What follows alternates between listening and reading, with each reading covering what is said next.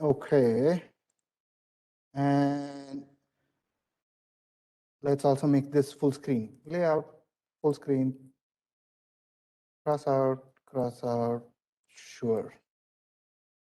All right. Happy Monday, you guys. We'll be talking about systems today. We'll also talk about classification of systems. We'll try to see if they are linear or not, time invariant or not. So it's going to involve a little bit of proving things. So a little bit of math because we are going to have to check for linearity, check for time invariance. Then we'll get into memory, whether a system has memory or not. Then we'll get into bounded input, bounded output check. After we talk about all of these system classification things, we will get into sort of the first main topic of the course, which is convolution. So systems, where are they? Well, systems are everywhere. And I'm trying to evaluate that for input signal. If it goes through a system, and I'm characterizing that system right now with a system operator, cap T, right? That cap T is system operator. And if when the input signal goes through it, you get an output signal, y of t, which is that particular system operator for that input signal, right? T of x of t. Now, if this is a continuous time system, then it is going to take a continuous time input and give you a continuous time output signal. However, if this system was a discrete time system, then it would take x of n and give you y of n, right? But what I'm trying to say is, when you look at systems and when you look at signals, you've got to understand that there is a continuous time version of this, and there's also a discrete time version of this. Next, we'll take a look at some examples. Here we have some delay system, we have some accumulation system and integration, and we have an amplifier, increasing the strength of the signal by G, by a constant. So if x of t is an input to a delay by t0, right? So the system over here is delay the input signal by t0. All right. So if that is the case, output signal is going to be the same as input. It's just going to be delayed by t0. So that's a delay system. Next, integration, accumulation. X of t is an input. You integrate from certain limit to certain limit. Y of t is integration of x of t. That's another system. And similarly, you could have a derivative. Time rate of change of input gives you the output. So you could tie this to a low pass filter, high pass filter, integrator, differentiator, those kind of systems that you might have come across during circuits. Another system that you come across in circuits, an attenuation or an amplification, if G is greater than 1 or G is less than 1. So over here, you are simply taking y of t and multiplying it by cap G. Increase the amplitude by 5 times, G is 5, and so on. Right? So these are some examples of systems. And one of the systems that I tried to relate a lot of things to is the actual system we are in, right? So my voice is an input to this room. This room is the system. And what you hear is the output of that system. My voice input, room, system, what you hear is the output of this system.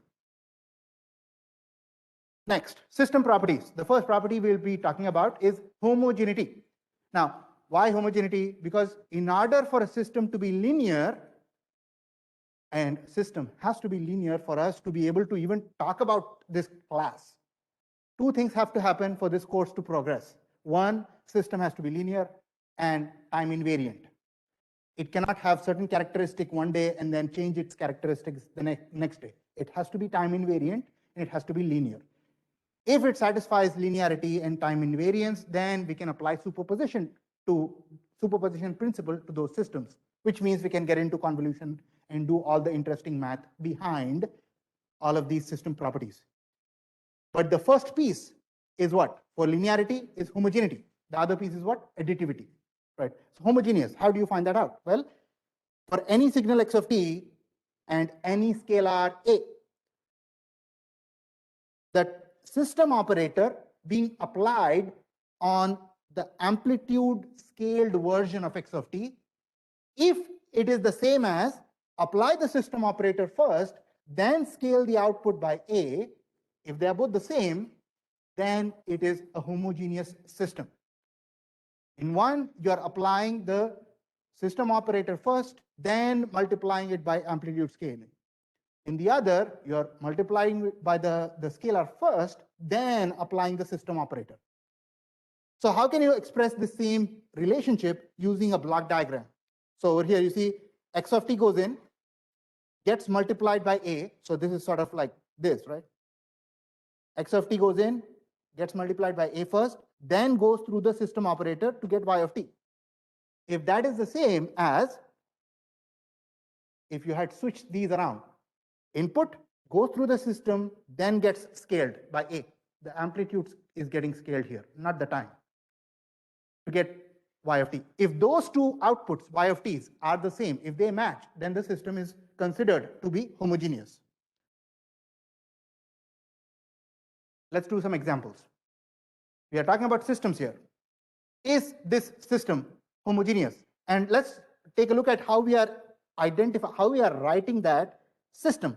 Input is x, system operator is t, arrow, output is y. And what is the relationship between input and output? Output equals the square of the input. Y equals x squared. So the question is this homogeneous or not? Before I do that, I want to first mention sort of I think this is the first way we have discussed talking about the input and output. How do you express a system? This is one of the ways, input-output relationship, right? If I talk about the input-output relationship, then I'm telling you things about the system, right? Why would I need to worry about this input-output relationship? Because at some point in our motivation for this course, we said, I'm not going to be able to talk about all the details about the system and signals, but I can certainly characterize them mathematically, right? And in order to characterize systems and signals mathematically, I need to be able, for a system at least, I need to be able to express that characterization in different forms. One of the forms is input-output relationship. If you tell me how is the input related to the output, then I know enough things about the system. In fact, I know all the things about the system if it is a linear time invariant system. All right, so how do you check this? Well, let me go through the steps here. I'm going to say x goes in, y comes out. What happens if I scale x by a? Let us assume that that is a different signal. Let's call that x1. So let us assume that x1 is some a scalar times x of t. And if that goes in to the same system, you get, say, y of t, y1 of t. All right. What is y1 of t going to be? Well, it is going to be the square of x1. You guys agree with that? All right. So what is that? Well, it is going to be a squared x squared of t. Yeah. And you can clearly see that this is not the same as what? A y of t. If you increase the scaling of the input by a, your output should have become a times whatever, a times, right? Amplitude scaled a times. It didn't. It actually became a squared times. So what can I say here? It is not homogeneous. If it is not homogeneous, then it is not linear. And this proof is one thing. If I just said y equals x squared, you right away know that it is not linear, right? Next, is the system homogeneous? X goes in, y comes out, and the input-output relationship is y of t equals 4x of t minus 6. So something similar to this, right? So let me sort of do a similar proof. X1 of t equals a x of t goes into the system with the same system operator. The output is going to be y1 of t, which is going to equal a x of t. What is x of t? What is that? No, not ax of t. It is going to be 4 x1 of t minus 6, which is going to be 4 x1 of t is a x of t minus 6. Yeah. And this is not equal to a y of t, because a y of t would have been 4a x of t minus 6a. We are missing that a at the end, right? So this is also going to be no. You see what we are doing here? We are checking when we scale the input by a, is it the same as scaling the output by a or not? If I yell twice as loud, is it going to hurt twice as much on your ears, right? In the same room. Questions? Two pieces for linearity: homogeneity, additivity. We know how to check for homogeneity. Next, we'll look for additivity. So I was yelling twice as loud for homogeneity, for checking for homogeneity. For additivity, they are going to be 1 and 2, two speakers, right? Two speakers and two things that you are able to hear. So x1 plus x2. So let's take a look at what additivity is, what is the relationship, how do you check for it, and so on. For any two signals, x1 and x2, these are inputs to the system. x1 is one input, x2 is another input. Now, the system is additive if the operator, the system operator applied on the sum of the two inputs results in the same output as system operator on x1 plus system operator on x2. So this is something like what you guys test in superposition in circuits, right? Voltage at this particular point is the sum of voltages that you would have received when this was on plus this was off, and this was on, the other was off, and so on, right? Something like that, which is again, circuits that you guys have analyzed are linear, which is, so they are also additive. Hence, these properties already satisfied those things. So summing before the system and summing after the system, if they are the same, then it is called an additive system. How do you represent that using a block diagram? x1 gets summed with x2, goes through the system, you get y. And if that happens to be the same y as x1 goes through the system and gets summed with x2 going through the system, if they're both the same y's, then it is called an additive system. Everybody is familiar with this sort of a notation here, getting a summer? Yeah? How do you check for this? Is the system additive or not? It's sort of the same system, 4x of t minus 6. Let us check whether it is additive or not. So what do? You say, let us say x1 goes in to the system, you get y1 of t, right? What is y1? Well, it is simply, what is the output? 4x1 of t minus 6, right? Which is what? x1 is, right, that's it. 4x1 of t minus 6, that's it. And then I can also write this for x2. I can say 2, 2, 2.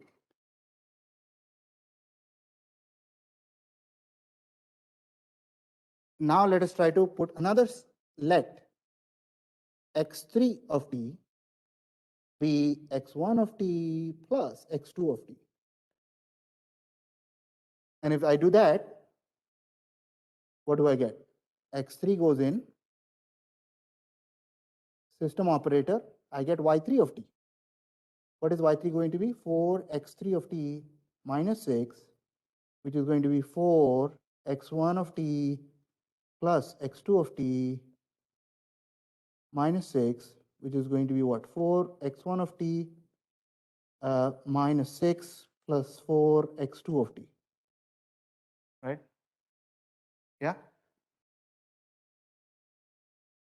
This one, I can say not equal to y1 plus y2, right? You see, if I added these two guys up, I got this, yes, I got this, yes, but the constant is not matching up. Minus 12 over there, minus 6 over there, so they're not the same. So it is not additive.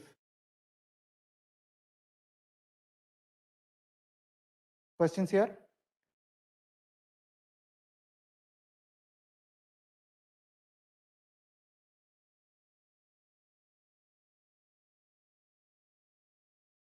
Going once, going twice,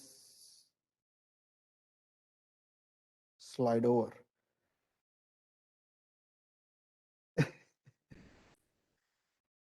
All right, so linearity has these two pieces, homogeneity and additivity. And if you want to check whether a system is linear or not, here, let me ask you guys a few questions before we get into the proofs and all that. If a system is linear, then it is additive, true or false? If a system is linear, then it is additive, true? It is true. If a system is linear, it is homogeneous, true. If a system is not homogeneous, it can be linear, false. If it is not, if one of the condition breaks, linearity is not possible, right? So if it is not homogeneous, it can never be linear. All right, let's see what is linearity. Well, we did homogeneous, multiplying by scalar.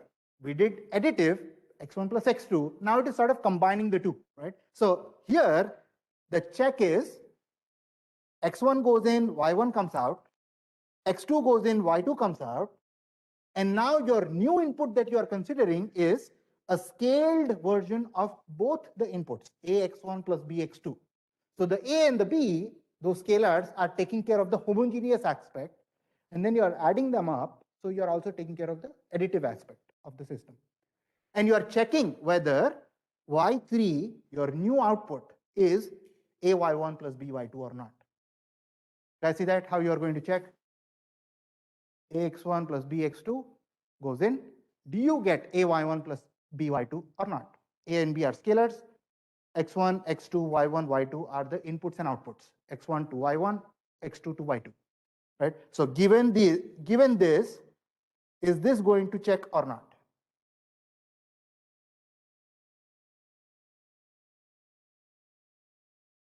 I'll give you guys just a moment here to note things down because I see people. Go ahead.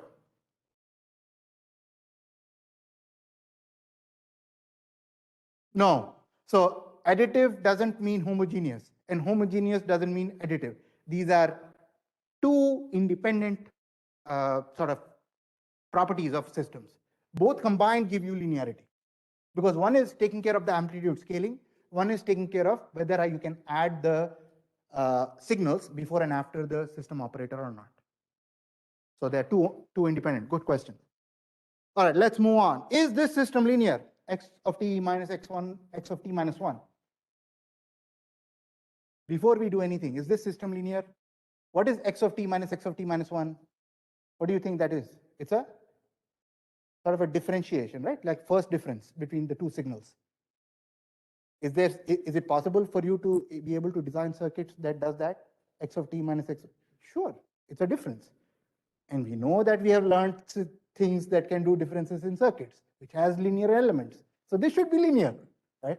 So there is a way you can know the answer without actually sort of proving this out. So hopefully we can prove it as well. Let's see.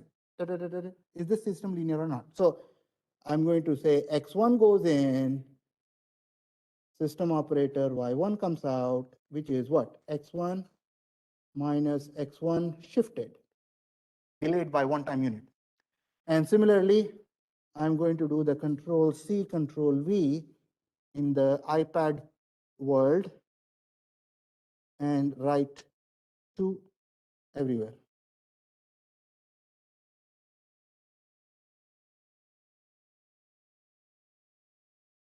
Then I've got what? A and B, right? So my new input is AX1 plus BX2. That's it. So if this goes in, you get what? That's the question. So what do you get? You get y3 of t, y3 of t is going to be x3 of t minus x3 of t minus 1. I know that x3 of t is a x1 of t plus b x2 of t. And I know that x3 of t minus 1 is going to be a x1 of t minus 1 plus b x2 of t minus 1. And if I expand the bracket out, I get what? A of x1 of t minus x1 of t minus 1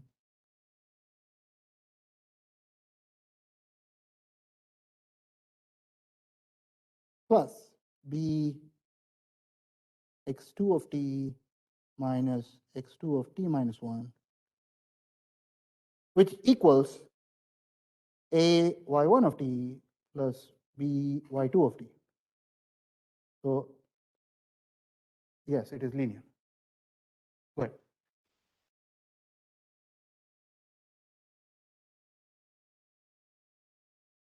Homogeneity. Homogeneity for linearity.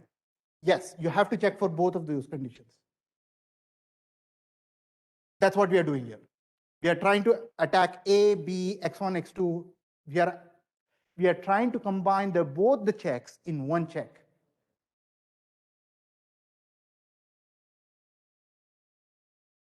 They're the same.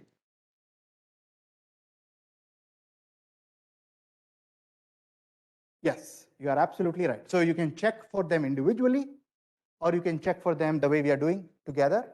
They will give you the same result, because that's what we are doing, right? AX1, BX2, x1 plus x2. So when you're doing AX1 plus BX2, think of it as adding the scaled versions of two new signals. So we are sort of doing the same thing, but in one check, simplifying our proof. All right, questions here? I hope that you guys see that this is linear, like we had earlier suggested. Yeah.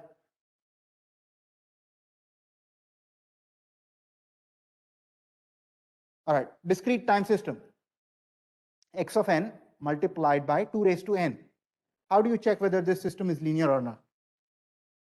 Things are going to change. Instead of t's, you are going to have n's, but it's going to be the same ax1 plus bx2 kind of check.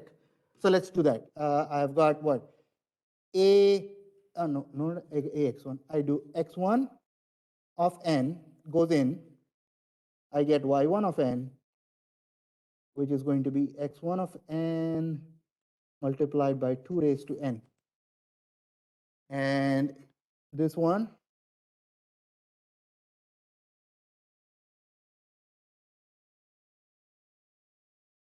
2 here, 2 here, 2 here.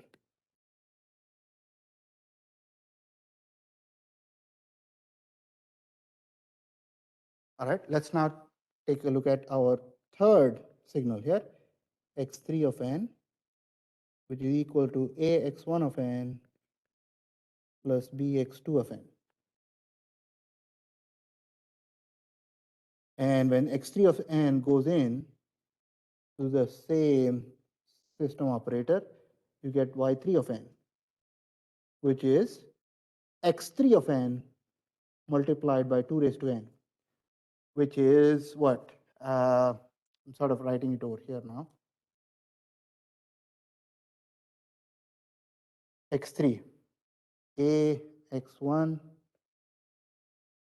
times 2 raised to n plus b x2 of n 2 raised to n.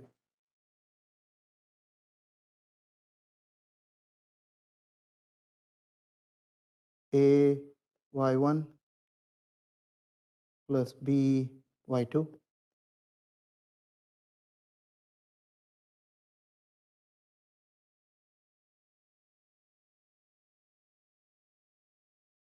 Questions here?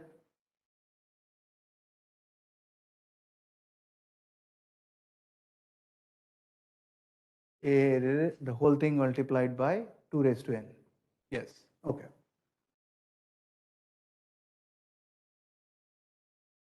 Yeah. All right. I think this is a good time to talk about the drop in motivation for this class. So after a few these kind of proofs, I noticed that, oh my gosh, is this class going to be about such proofs?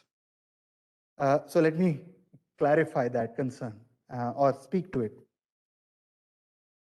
There is a very important aspect of this course that we are going to talk about, which is convolution.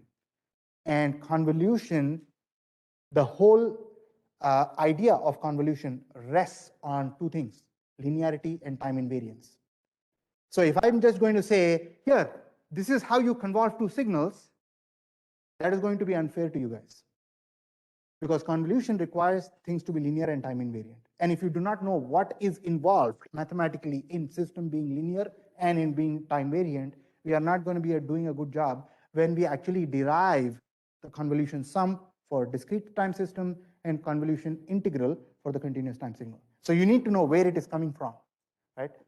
That's the reason why we are spending some time talking about these kind of proofs.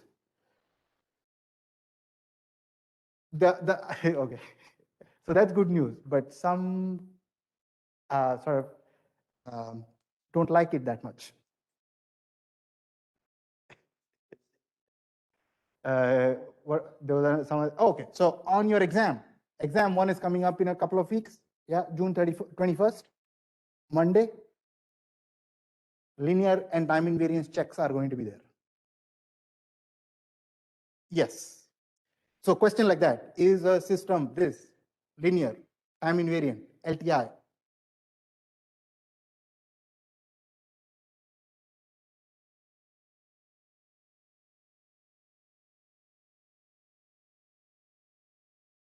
Oh yeah, absolutely. So something like this in black, you are going to see, is this system linear or not? And then you will be proving that by these steps. You will see this on homework 5, and you will see this on the exam. But it's not going to be as innocent as this, right? It's going to involve a little bit of a trick. All right, next. Oh, go ahead, Anay.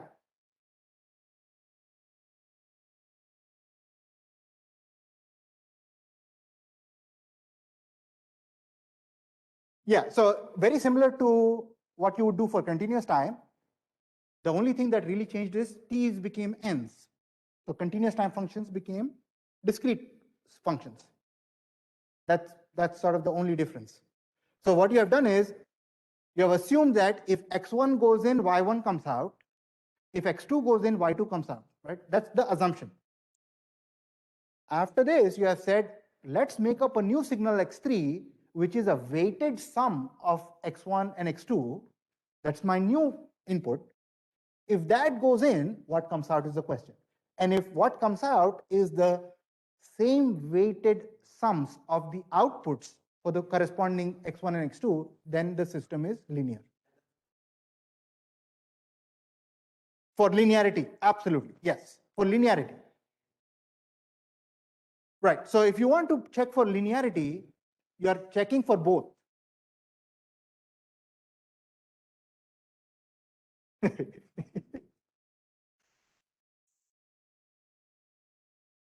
I do too.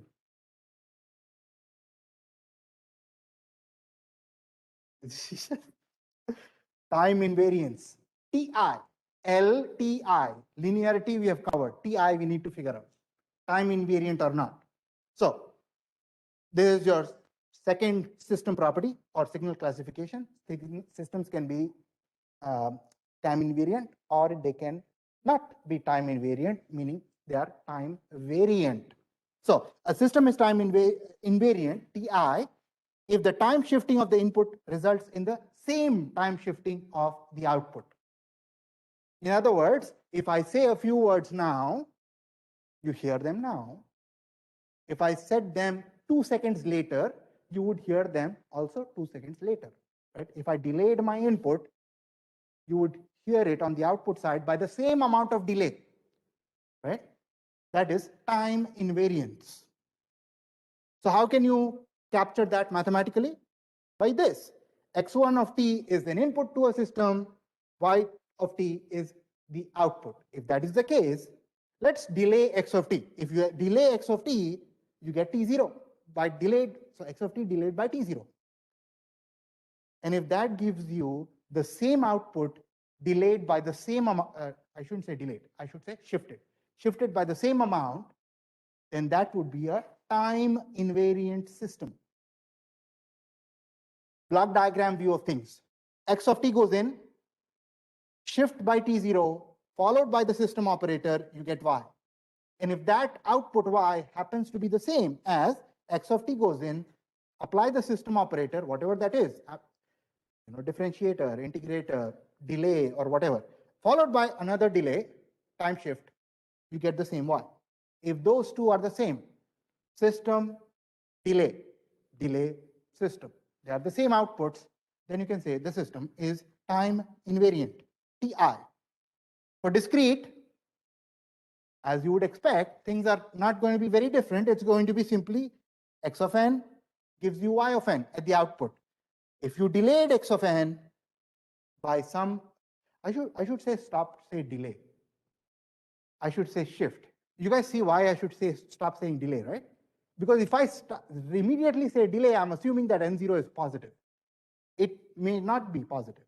So when I shift the input by n0, then y of t, the output, also shifts by the same amount. Very similar to continuous time, n's to t's, t's to n's, just that's the difference. All right, let's check for this. Y of n equals x of n times 2 raised to n, sort of the same system that we looked at earlier. It happened to be linear. Let us check whether it is time invariant or not. So what do? We start with the x of t, oh, not t, x of n.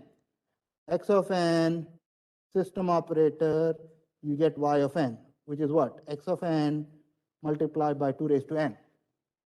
First statement. Next, let's delay it. X1 of n, let that equal x of n minus n0, goes in. On the output, you get y1 of n. What is y1 of n going to be? Well, it is going to be x1 of n multiplied by 2 raised to n. What is x1 of n? It is x of n minus n0 multiplied by 2 raised to n, which is not the same as x of n minus n0, 2 raised to n minus n0, right? Because that would have been y of n minus n0. You guys see that? We can say, is this time invariant? No. So this is a system, x of n multiplied by 2 raised to n, which is linear, but it is not time invariant.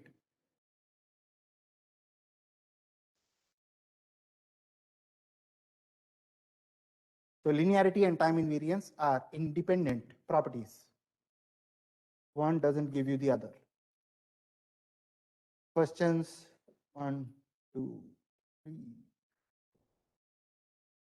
All right, check whether this system is time invariant or not. You are integrating a signal x from -infinity all the way up to some arbitrary stopping time t, and the question is this time invariant or not? And most probably you are going to say it is, right? It's an integrator, LTI circuits, we have seen that. Superposition we have applied to those circuits. So it should be time invariant. Let's see whether it is or not. So what we need to do a few manipulations here, change of variable that is going to be involved with the integration. So let's see. We'll start the way we usually start. X of t, y of t, integration, tau, d tau. Next, x1 of t, let us make this the delayed version of x, goes in, out comes y1, which is going to equal what? -infinity to t x1 of tau d tau, right? What is x1 of tau? Space here. -infinity to t. X1 is, so x1 of t is x of t minus t0. So x1 of tau should be x of tau minus t0, right?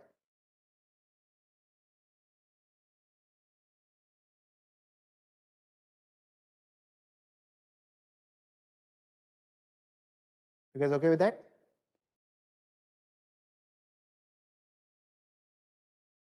Yeah. All right. And the change of variable now is pretty obvious. Change of variable. Let us say v equals tau minus t0. So when I say that, I need to evaluate three things, right?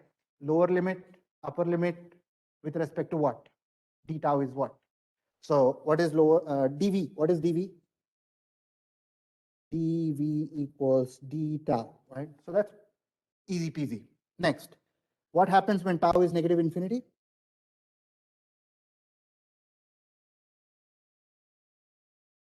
Negative infinity for the lower limit. And then when tau is t for the upper limit, what do you get for the v? You get t minus t0. Right? Put all of these things into the integral. What do you get? Lower limit did not change. Upper limit changed to t minus t0. And then x of v dv.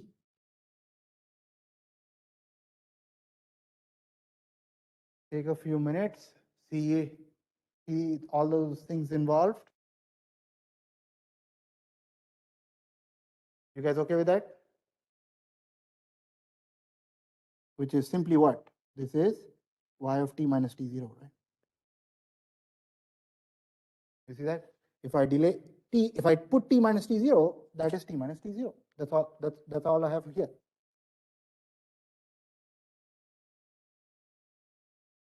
All right.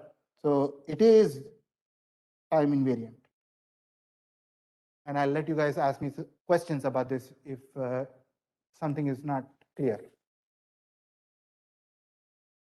So with this integration example, I hope you guys are seeing that things can get complicated in a hurry as far as the math proof is concerned. So integration is possible for a system, and what it requires is at some point doing a change of variable. So you guys need to be sort of comfortable with that change of variable, adjusting the limits sort of a phenomenon. Questions here? Anaya, did you have a question?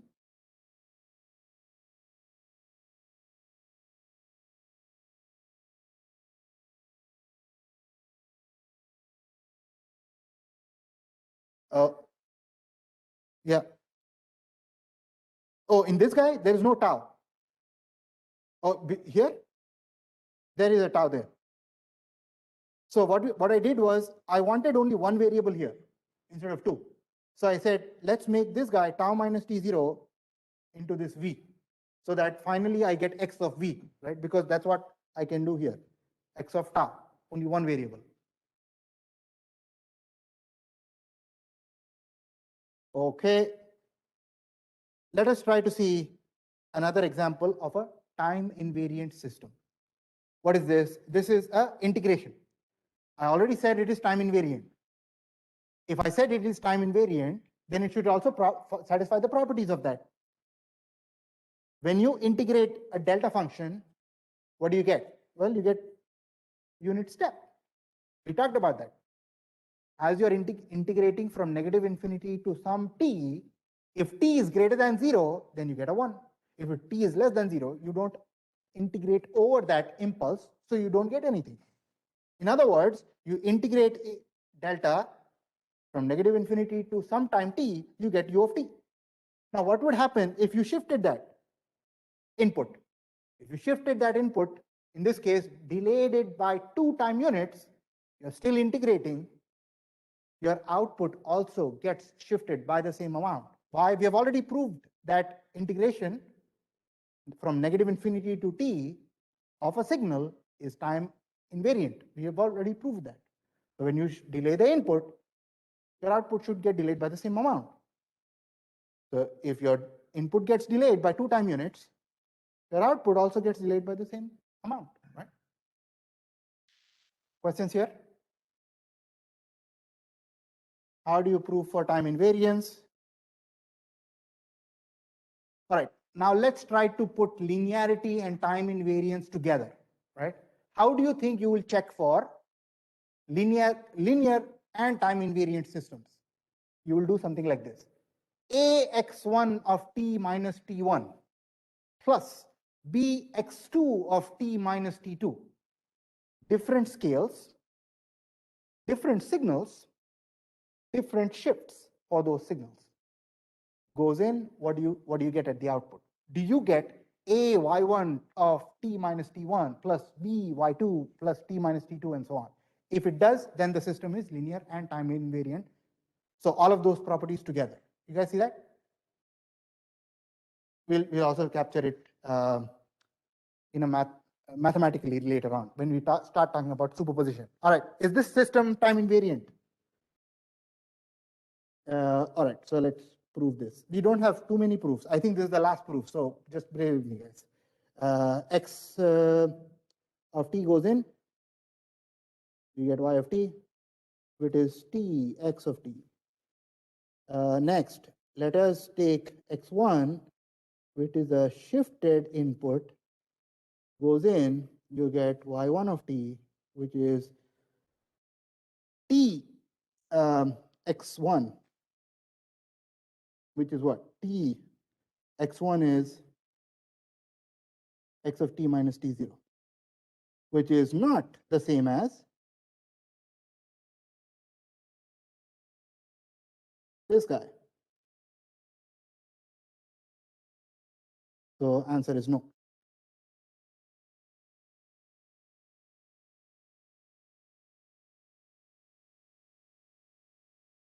Questions?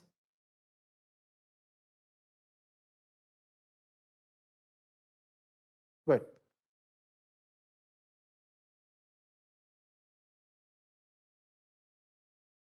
So you see x1 is this, right? So I just substituted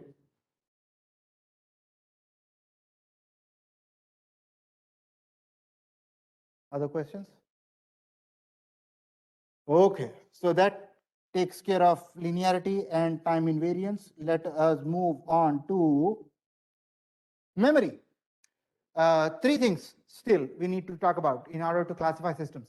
Has memory or not, causal or not, stable or not.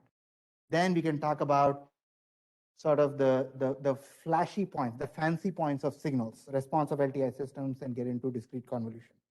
All right, memory. System memory. What's a memoryless system? The output signal depends only on the present inputs. Y of 1 depends on X of 1. Y of 2 depends on X of 2. Y of 0 depends on X of 0. In general, Y of T0, any time T0, depends only on input at that instant of time. That is considered to be a memoryless system. How can you check for that? Well, if you are given an input-output relationship to characterize a system, you can just simply arbitrarily put some values of t0 and check whether it is output only depends on present inputs, or is there some future or past input dependence or not.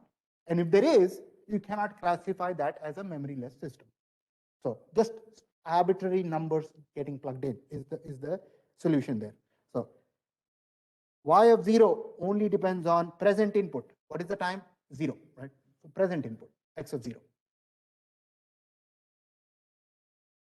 With memory, well, the output signal depends on past or future inputs.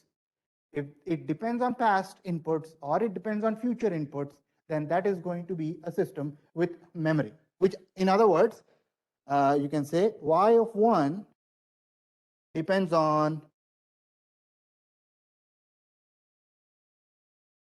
X of 0, that would be a past input, or you can say this depends on what? X of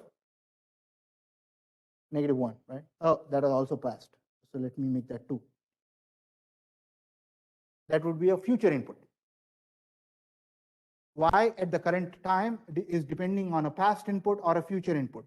If this or that, then the system is considered to have memory. Go ahead.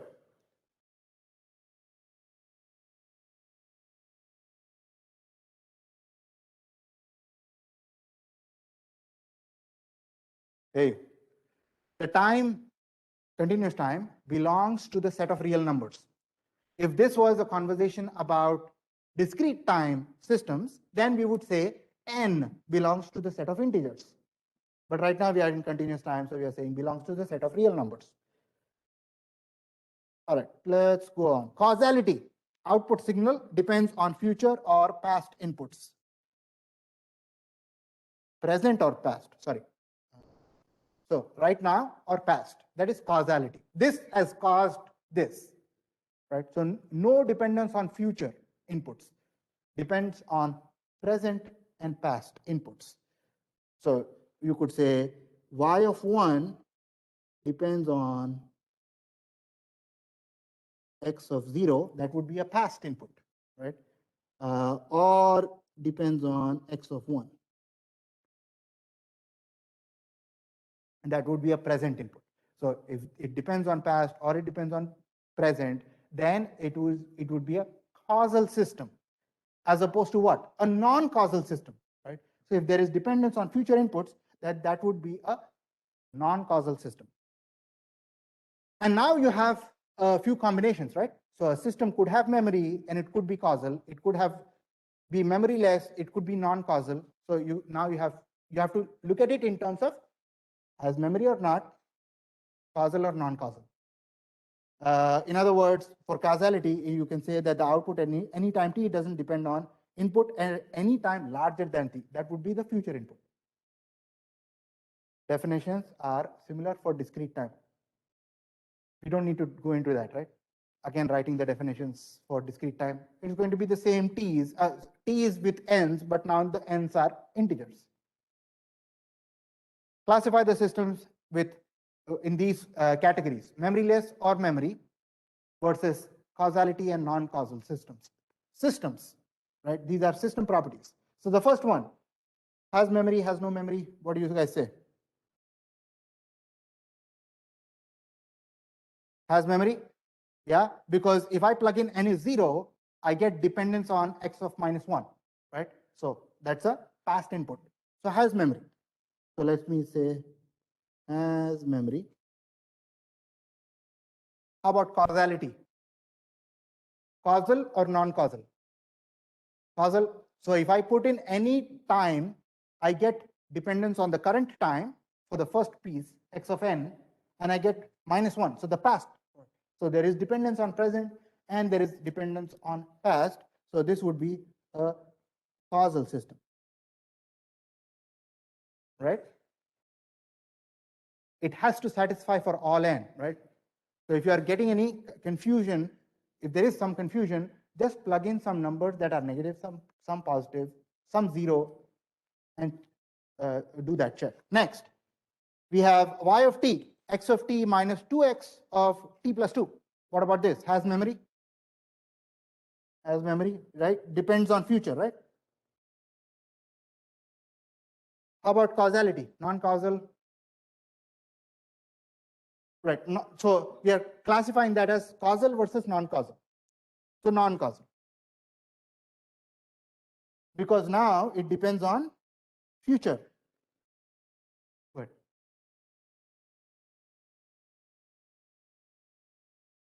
Good. So well, it's a if you have some sort of a prediction algorithm that is working, right? How would you describe that in a mathematical sense using that? So even though it is depending on future, but to be able to express that, you need that future value. You see that? So there's no future until we get there.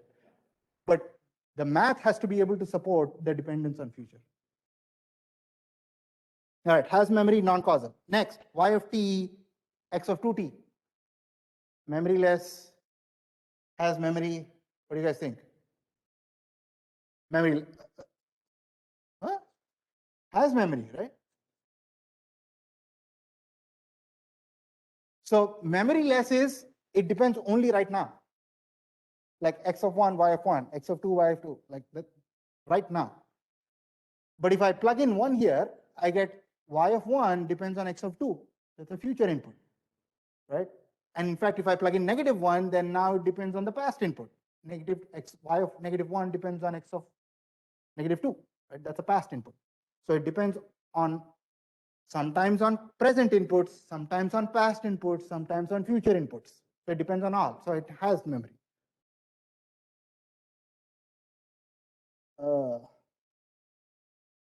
All right. How about causality, you guys? One depends on two. If it breaks for all. All right, last one, y of n, x of -n.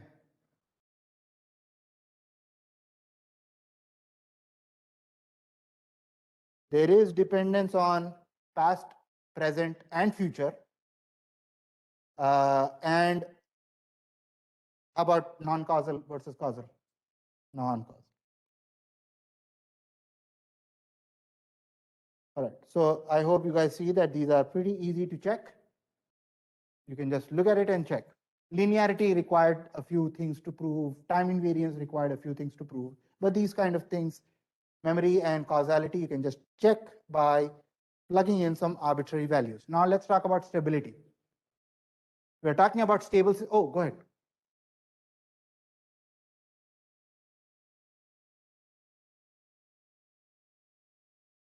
Yes. So if there is dependence, even for just one value, there is dependence on past or future. Yes. Unless there is no, it's a constant, then it's not a problem. But if there is some dependence, even if it is just for one time, it needs memory. Hold up one second. Go ahead.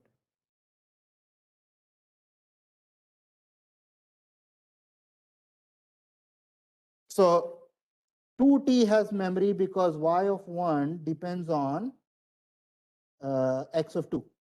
That's a future dependence. And y of -1 depends on x of -2. That's a past dependence.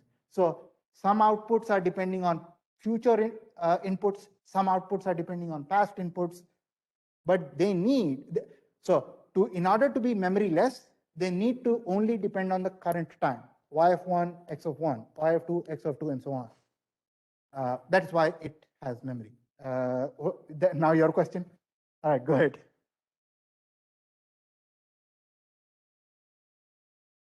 Non-causal. So if I plug in, but it has to satisfy everywhere, right? So y of 1 is what? Future, right?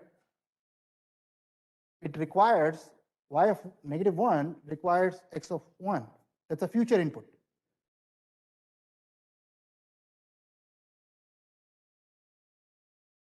X, yeah.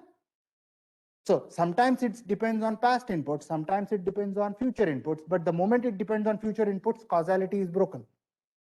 Right. Oh, hold up. I was following a strict order. Go ahead, call it.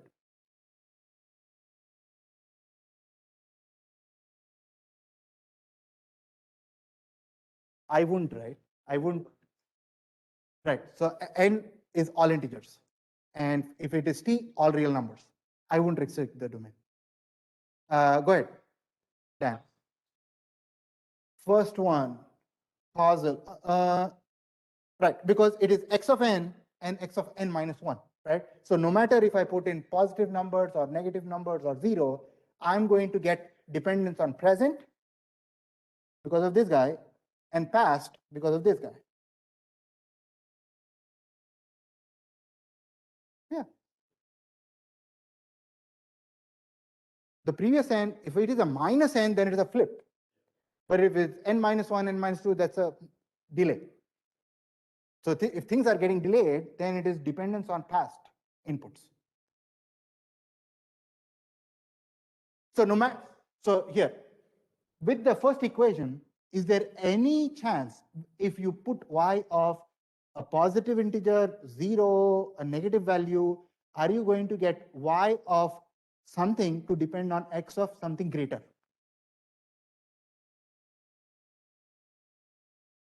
So here you see this. If I plug in 100 over here, I get 100 and 99, present or past. If I plug in negative 100 over here, I get negative 100 and negative 101, present and past. So no matter what n I put in over there, I'm going to get present and past.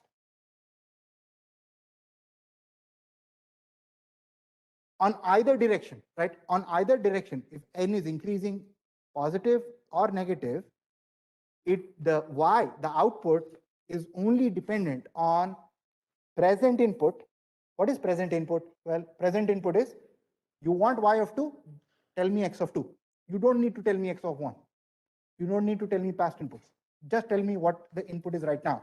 Light is on, is the switch on or off, right? That's sort of memoryless system. But if you are going to have dependence on past inputs, then you are going to need some memory. But if it is also depending on past inputs, then it is also the output right now is being caused by past inputs and present inputs. So that's sort of a check for causality. Good.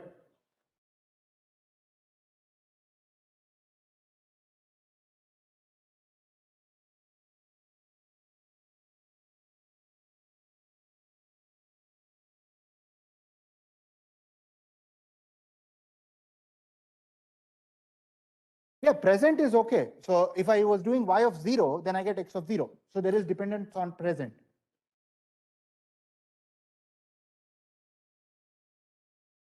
Did I? Yeah, I said non-causal.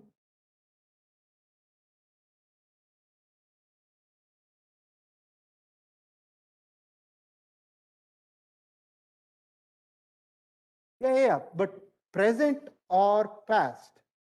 But it cannot depend on future. Yeah, but it is depending on future. All right, let's see. Stability. Here, interesting idea, stability. We all want our systems to be stable, right? So let's check. There are different ways to sort of mathematically evaluate the stability of a system. One way to do it is BIBO, bounded input, bounded output. In other words, if I give a system a bounded input, meaning it is limited to certain range of values. It is bounded between plus and minus 1. It is bounded between plus and minus 100. If I give the system that bounded input, will it cause a bounded output? Even if it is larger, doesn't matter. Is it going to cause a bounded output or not? If it is, then I can say that it is a BIBO stable, bounded input, bounded output stable system. Now, in words, how can you classify this? A system is stable if small inputs lead to responses that do not diverge. Think of two systems here. One is a pendulum, the other is an inverted pendulum. And when you have a pendulum, even if you give a small disturbance, a small force, is it going to cause a diverging response? No, it is going to converge, right? It is going to converge to its stable position. That's a pendulum. No problem with stability. But look at the other case, an inverted pendulum, sort of balancing a pen or a pencil on your hand. Even if you give it, you would have to be absolutely stable in order for it to balance, right? Even if there is a small disturbance, it would become unstable because a little bit of a push can lead to a diverging response. Sort of happens in the public, a mic and a speaker, they're both active and you're outdoors, there is a feedback, gain is too much of your audio system, loud, uncomfortable noise. That is sort of a small input causing a diverging output situation. You understand what diverging means. What color have we been using for diverging signals so far? Red, right? Something that are becoming bigger with time. As time goes on, if things are going to become bigger and bigger, that's a diverging signal. Bebo stable, bounded input, bounded output. If a system is Bebo stable, then it has to satisfy this. A bounded input will cause a bounded output. Limited input will cause a limited output. Doesn't mean that the range of that limitation has to be small or big. It just has to be limited. So because I need to evaluate that mathematically, let's try to take a look at how are you going to define the bounds on the input? Well, let's use Bx, right? So what you're saying is x of t is an input signal that is bounded between plus or minus Bx, Bx standing for a finite bound for the input. And if that is the case and it goes through the system, is your output bounded or not? Is it bounded between plus or minus by, some finite number, right? And if it is, it's a Bebo stable, some finite positive numbers, bx and by. So let's say, take a look at this. Y of t is t, x of t. Is it Bebo stable or not? So for this, let us try to take a range for x of t. What is that? Minus bx, x of t, just x of t, bx, right? So I'm assuming that my x of t amplitude is bounded between negative bx and bx, right? And if that is the case, what would be the output at those two limits?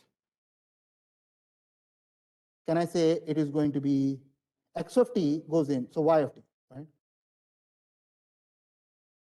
This is going to be negative bx t, and over here it is going to be positive bx and t. You guys agree with that? I've simply taken the smallest and the biggest bound on x, and I've said multiply with t, that's going to be your new limits for y. You guys agree? Because the system is y equals t x of t. Now what would happen over here as t goes to infinity? What would happen here? Goes smaller and smaller and smaller, goes bigger and bigger and bigger, right? A bounded input is causing a diverging output because it depends on time, right? It's increasing with time. So as t increases, it's going to keep increasing, which means it's unbounded, which means it is not bounded input, bounded output stable.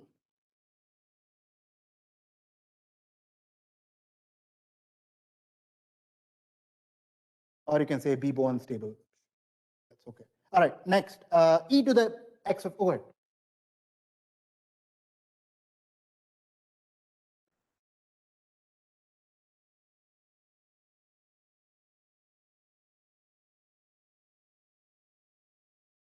In some cases that might work, but what we are trying to evaluate is for all cases, right? So if I use, so for t x of t, depending on where I limit my t, I may see it as bounded. What I'm trying to sort of parse out is the information about the signal on the output as time grows. And if it is continuously growing, that is a sign of no bound.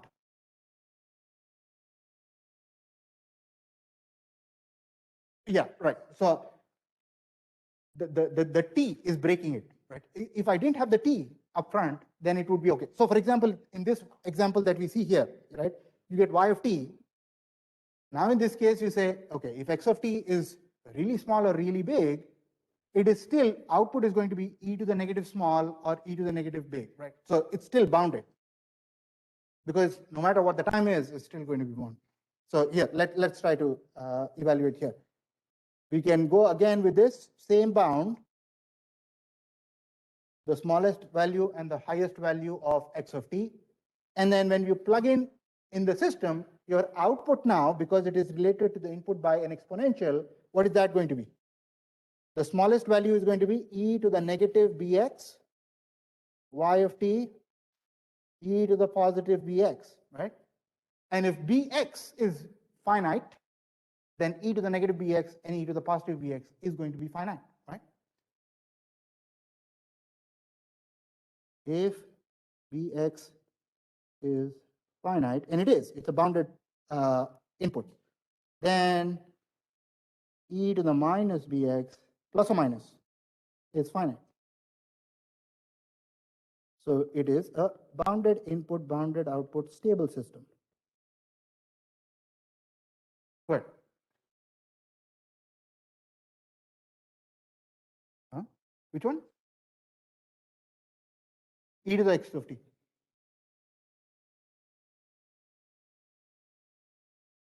Oh, but I can't.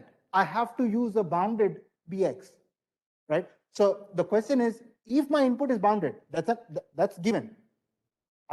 Of course, if I say that, even if I have a pendulum, which is a bounded input, bounded output stable system, if I push it so hard that it is going to go around circles, of course, so I need to limit it to a bounded input and see if my output is bounded or not. The problem is small input output grows. Right? That's a problem. But that's not happening here. Let's see. Response of linear time invariant systems, LTI systems.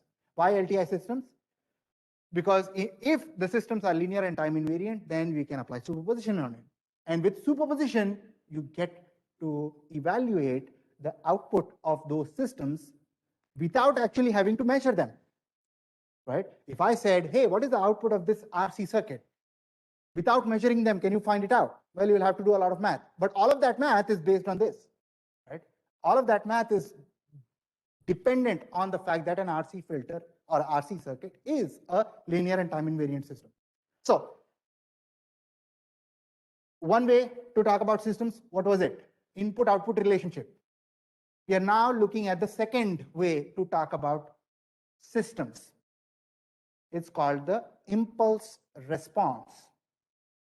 You tell me how this system responds to an impulse, and I have the understanding of everything about this system, provided it is LTI system.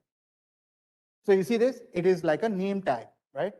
To identify somebody, I can use their name, maybe I can use their RCS ID, maybe I can use their RIN number, right? Input-output relationship, impulse response, step response, ordinary differential equation. There are a lot of ways to describe the system. So we are in the sort of the second world here, which is the impulse response.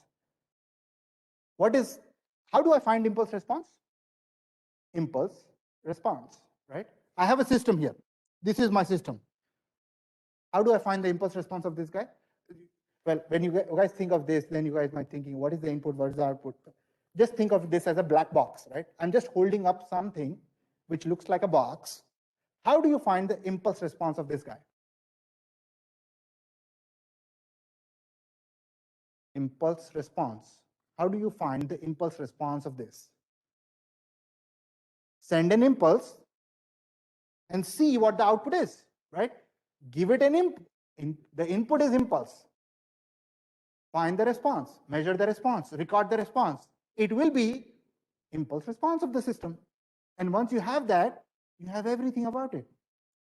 So simple, right? So simple to characterize a system. Give it an input, which is an impulse, there, right? Burst of energy, which goes up and down very quickly. That is the signal. That's the reason why I called it the king of all signals. Why is that? Because it is enough to tell me everything about the system. For me, when I learned it, it was very, very interesting.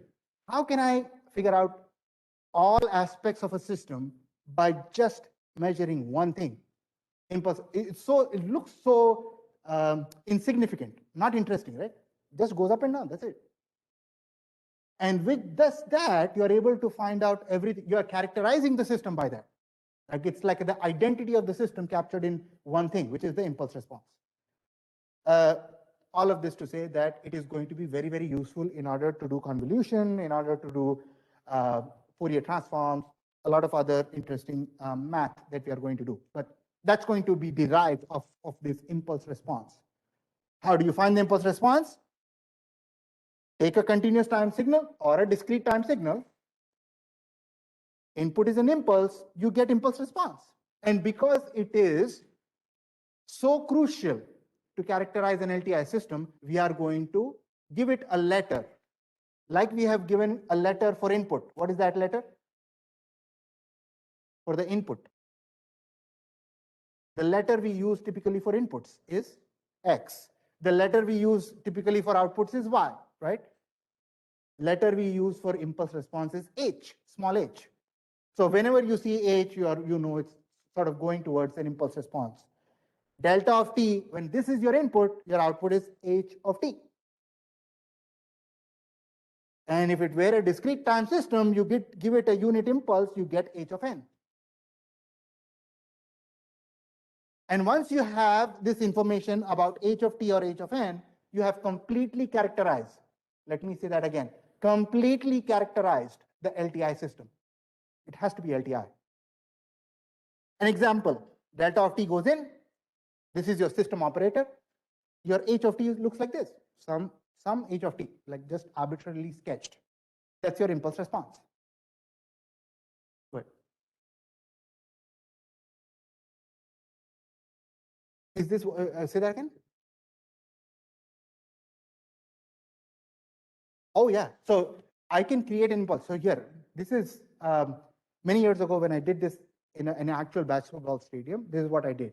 I took the students out and I said, here, what do you think you will, how do you create an impulse? And I just gave them the definition. Has to go up and down energy loud, but it has to go up and down quickly. And they clapped, they banged books, somebody got an air cannon. So all these criteria, like different ways of making an impulse. And all I did was recorded the impulse response of that stadium by having a microphone, live microphone. This was just recording those, the response of that stadium. Sometimes we did not create very good impulses, right? So when we had that air cannon, it gave me a second sort of peak because of the feedback. But sometimes you got a pretty good feedback. But what did I do? I completely characterized my basketball stadium, which meant that I didn't need it any longer to do the math. I got the impulse response down to a lab, recorded my voice, converged with it, and it literally sounded like as if I was saying those things with all those echoey basketball stadium-like characteristics. So I'm able to find the output of the same system because I have completely characterized it.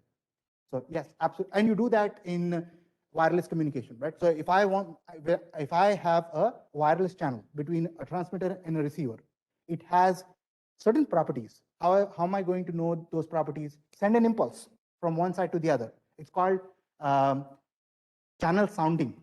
Your channel sounding is a technique that you use to find out the mathematical characteristics of a channel, whether it be a fiber optic channel or a wireless channel, whatever that could be.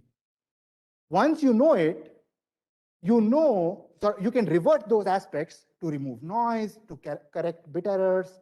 So you can do all of those engineering, but you have to characterize it first. And you do that by using an impulse. But yeah, a bell would have been pretty good too for an impulse. Goes up and down pretty quick. Yeah, and if you're trying to sort of do this on a pond, throw a stone in a pond, try to see the ripples. Impulse, response is the ripples. All right. Now, another thing that I want to point out here, delta of t, I know delta of t. It's always going to look like delta of t. Any idea about h of n? Nope. Sometimes this, sometimes that. I have no idea about h of n, right? So the only thing that is going to tell me about h of n or h of t is the system, right? So system dictates that. Step response. Well, like there is impulse response, there could be step response. What is a step response? Input is a step. What is the output? Step response, right? Impulse goes in, impulse response comes out. Step goes in, step response comes out. Here is an interesting question. If you have one system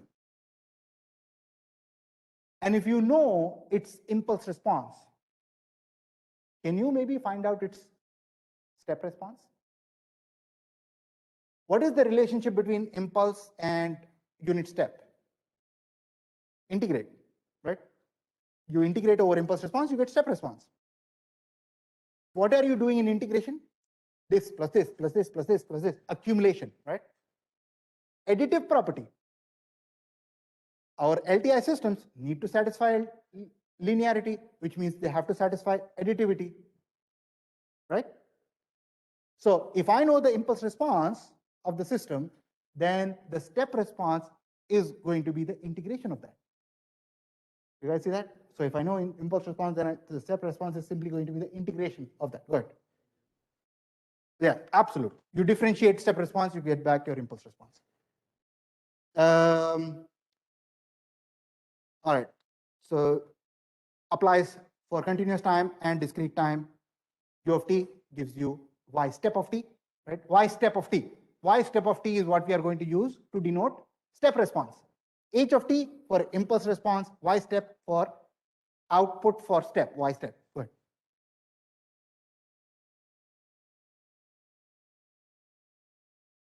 Here is an interesting problem, and people who have taken circuits are going to appreciate this. We have an RC circuit here, some R, some C. Suppose my input is the input voltage, and my output is V out, voltage across the capacitor. And how am I going to find the impulse response of this RC filter? Well, let me take V in as impulse, right? Input is the impulse. Find out what the output is. If you give it an input that looks like this, what is going to happen? If you have done all these like RC charging and discharging exercises, you know that it is going to instantly go up, and then slowly, as you have removed the energy, you have removed the voltage, made it zero, it's going to discharge. At what rate? Tau, time constant, RC, right? So it goes up to 1, and then it is going to simply do that. How do you experimentally capture that? E to the negative t divided by tau, where tau is RC, times U of t, right? What do you know? You know the impulse response of this RC filter now. That means you know everything about it. So let me ask you guys this. If you know everything about this RC filter, then you should also know the output of this same RC filter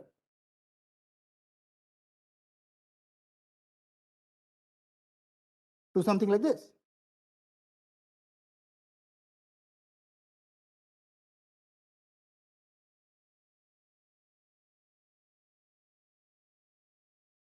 Any ideas? If I know that, then I know this. That's the claim, right? Charge, charge more, discharge, discharge more.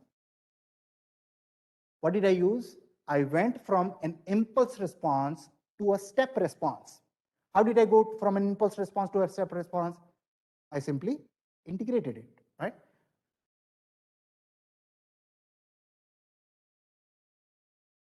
When the input is impulse, you get the impulse response. When the input has been changed to step, all you do is integrate that and you get that guy, 1 minus e to the negative t divided by tau u of t. Again, something that most likely you have seen in circuits, right? When you give it the RC filter a constant charge of 9 volts, what is going to happen at the output of the capacitor? Voltage charges up and stays there, right? It asymptotically reaches to that charging voltage. How do you go from this to this? Integrate. How do you go from this to this? You differentiate. Once you know this, what is happening? Step goes up. Remove the energy, goes down. All right? Goes up, goes up, goes down, goes down. Why is that possible? Because I can apply superposition. This piece plus this piece plus this piece. Response, response, response. Good. If I integrate u of t, then I get t u of t. So I get ramp. That is the answer. So I can, if you look at the red lines here, can I say that I can express this kind of a red staircase signal using unit steps? open the gate, close the gate, open the gate, close the gate, right? It would be very easy for me to represent that red input in terms of unit steps. What would I have to do? Scale them differently, shift them differently, right? And if I am able to scale them differently, shift them differently, scaling is going to be taken care of. Homogeneity. Shifting is going to be taken care of by time invariance.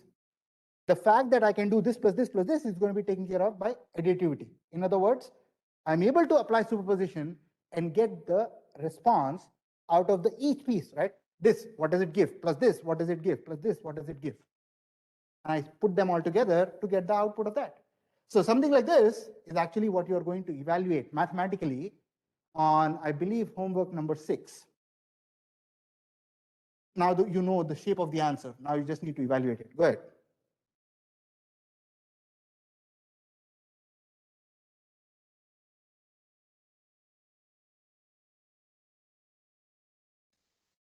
If I integrate h of t, yes, yes. All right, so you hopefully that gives you some connection between signals and circuits. Let's move on here. Superposition in LTI system. Like I said, superposition can be applied if a system is linear and time invariant. So it has to satisfy linearity, has to satisfy time invariance. So let's take a look here. Let's go slowly. X of t is the input, system operator, you get y of t, right? Let us assume that that is true. X of t goes in, y of t comes out. And if this system is linear and time invariant, if I scale this by alpha, your output should get scaled by alpha, right? If I shout twice as loud, you are going to suffer twice as much. Yes? And then if I shout twice as loud 2 seconds later, then you are going to suffer twice as much 2 seconds later. Yeah? No, you'll be ready for it in 2 seconds. All right, so because of homogeneity, I can write that statement. And because of time invariance, I can write that statement. You guys okay with that so far? Now, what if I have a bunch of inputs? What is going to happen then? I have x1 of t that has been scaled by alpha and shifted by t1. I have x2 of t that has been scaled by alpha 2 and shifted by t2, and so on, up to maybe n signals. If that is my new input, scaled and time shifted versions of all these summed signals, then my output is going to be alpha 1, right? Same factors here, alpha, alpha,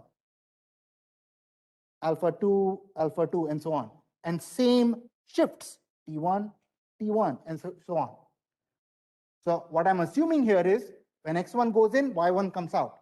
X2 goes in, Y2 comes out. Given all of that, then this has to satisfy because of 3 things. Well, 2 things, linear and time invariance, or homogeneity, additivity, and time invariance. So how can I write this in a compact manner? Sum of all these signals, inputs, different inputs that have been scaled differently and shifted differently. Over here, I'm assuming n signals. The output of that accumulated signal is going to be the summed, scaled, and shifted versions of their corresponding outputs. Right? Alpha k, scalars here. Tk belongs to real numbers because we are talking about the continuous time world. Can I have another slide here for superposition in LTI systems for discrete time? Yes. If I wanted to, I could have absolutely have that, right? All I would have to change is n instead of t. And what else? N0 maybe instead of T0. So all of those t's will change to n, and I can have the same thing for discrete time. All right. response of LTI systems continued. For this, we need to agree on here. It might be looking like a lot of math here, but actually it's not. Like it's pretty simple. Let me walk you through it. Recall from the previous lecture. What is this? This is any signal x of n can be represented as x of k, those are the samples present at delta of n minus k. So unit impulses that have been shifted and the value of that at those specific shifts. If you guys don't agree with this, then the only thing sort of left for me to do is to prove it. Well, it's not going to be too difficult to prove. It's right here. F of n is summation of all k, f of k delta of n minus k. That was our sampling property, right? So this is from the previous lecture. That's the property that I'm referring to over here. So I'm just recalling that. Any signal x of n can be written as a sum of samples. Where are the samples? At k, right? Different shifts. What are the values? What is the scaling of those samples? Evaluate the signal at that k, x of k. Now, if we are in agreement with this, then let us start with delta of n. If an input is impulse, unit impulse, what is the output? Impulse response, right? Delta of n goes in, h of n comes out. Impulse goes in, you get impulse response. Now, what is going to happen if I evaluate x of 0, delta of n minus 0? Can I treat x of 0 as a scalar? Can I treat x of 0 as a scalar? So if I'm multiplying delta of n with x of n, I need to also multiply h of n with the same number, the same scalar. Yeah. So x of 0 here, x of 0 here. I've just multiplied this guy with the same scalar. I can do that because LTI, right? And LTI also requires things to be homogeneous. What about n0? Delta of n minus n0 will give me h of n minus n0. Why? Ti, right? Time invariant. And I keep doing that. A different scalar for a different shift. Same scalar here, same shift. You guys are following this sort of how we are setting up the left-hand side, the new inputs? The way we are setting up the new inputs is because when you actually sum them up, what do you get?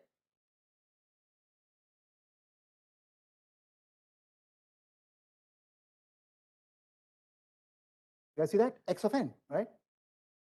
So we are taking each piece of each term of this sum, and you're trying to evaluate the output of a system by using two things. One, homogeneity and time invariance. Once you have, so what all is changing? Delta, if it is the input, you are getting h as the output. That's the only thing changing. What have I done before the red box? What have I done? I have evaluated the output of the system for each input. And I have specifically chosen those inputs because when I accumulate all of these guys, I get to my x of n, any input, right? So let me ask you guys whether you guys agree with this or not. Multiplying things by scalar and shifting things. All right, once you do, if you have agreed with this, then you don't have any choice. You have to agree with the second one. Why? Because additivity will hold. x1 of x plus x2. If you are accumulating the inputs, you will accumulate the outputs. Sum up the inputs, sum up the outputs. So when you add up all of these guys, what do you get? Let's use red for this. What do you get? You get x of n, right? The red box is the same as this summation.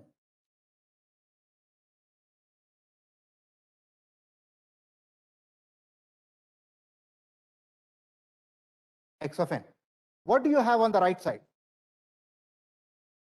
You have different sample values of x multiplied by shifted versions of the impulse response. Can I say that? X of 0, h of n, x of 1, h of n minus 1, and so on. So, and now if I was able to, let's try to write this blue box as a summation.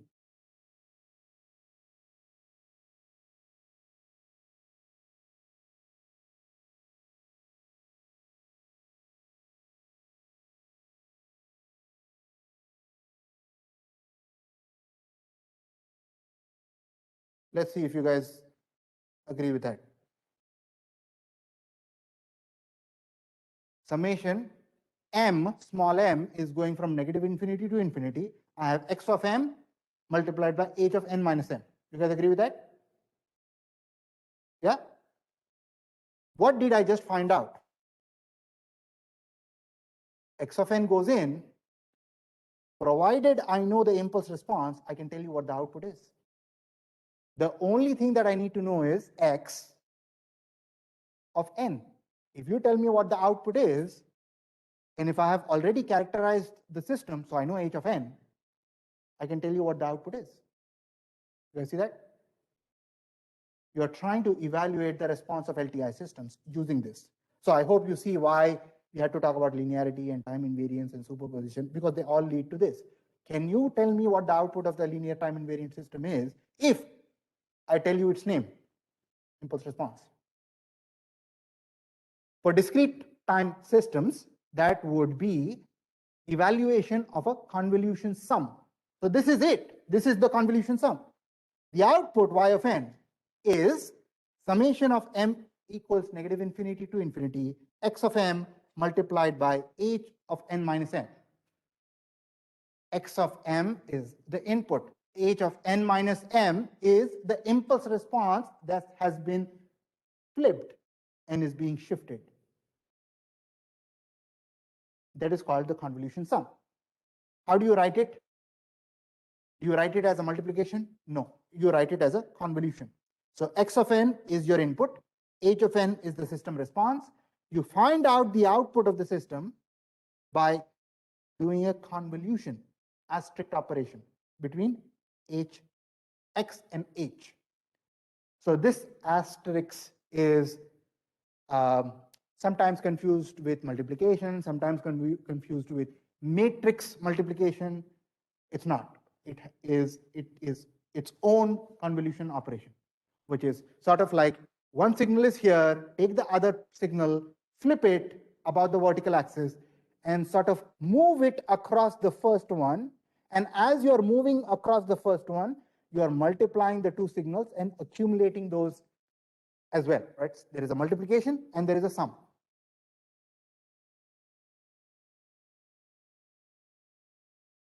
Questions here? So it's going to be a lot of fun evaluating that summation, right?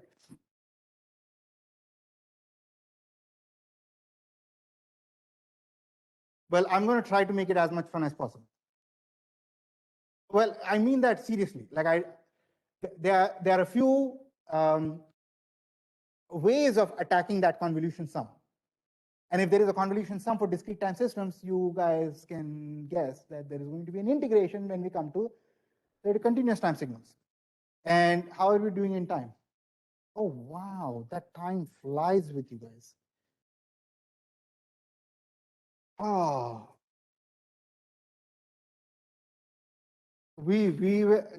I thought I was going at a reasonable speed today.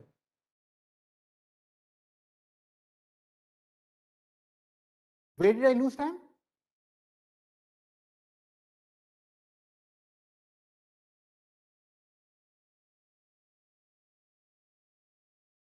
Questions today? Hazel. All right, freedom of speech, can't do anything about that. All right, so here, Thursday, I want you guys to be on your A game, A plus game. Thursday, we are going to be talking about convolution sum and convolution integral. It can, hold up. Thursday can either make your exam one really good or make you struggle through it. So here, I want you guys to be on Thursday. All right. I will see you guys on Thursday. It is getting pretty warm out there. Try to stay cool, drink a lot of water. I'm going to stop recording here.